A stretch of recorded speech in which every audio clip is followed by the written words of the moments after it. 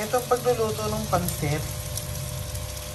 Ito yung soup ng ulo ng hipon. Kinatas-katas namin ito at ilalagay namin pang sabaw sa pansit canton. Siyempre, alam niyo naman na kung ano ang mga ricados ng pansit. Meron tayong carrots, hipon, liver, bawang sibuyas, itigisa. So, gagamitin natin itong sabaw ng hipon na kinatas para palambutin ang pansit. Okay? Pansit. Mga ka-vlog, Pansit. ito ang ating chef. Taga-video lang po ako. At ibubuhos natin ito ngayon sa ginisang hipon. Ayan. Para lumambot ang kanton. Napakantong. Napakadali lang po itong gawin. Kaysa bumili pa kayo sa labas, magluto na lang. Konting-konti lang ricado. Oh. Mas healthy pa. Diba?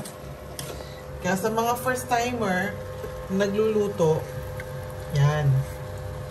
Ito lang yung mga tip.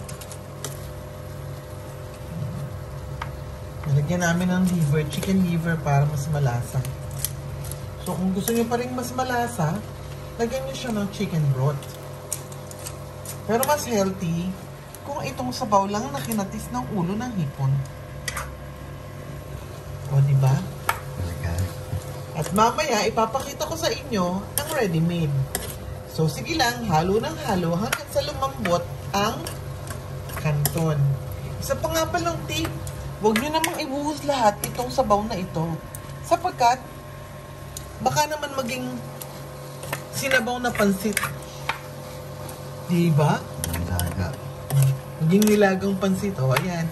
Konti-konti lang. So, pagka kailangan pa ng konting sabaw, pampalambot ng kanton, o di, buhos ka ulit ng konti. Konti-konti lang.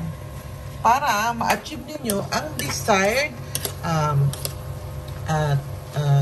what do you call it? Strength of the pansit canton. Yan. Add up toyo. Yan. Hindi pwedeng mawala. Yan. Huwag mong kalimutan. Soy sauce. Yan ang importante sa pansit. Kahit anong klaseng pansit, basta may toyo, pansit na. Yan. Tapos ito si Kabayan, nilagyan ng panibagong sauce. Yan. Oyster sauce yung nilagay niya para medyo manamis-namis. Diba? So, lagyan ulit natin ng konting sabaw kasi natutuyo na eh. Huwag kalimutan ang repolyo. Okay? May natira kami repolyo. So, kahit konti lang, sige lagyan para kumpleto sa ricados.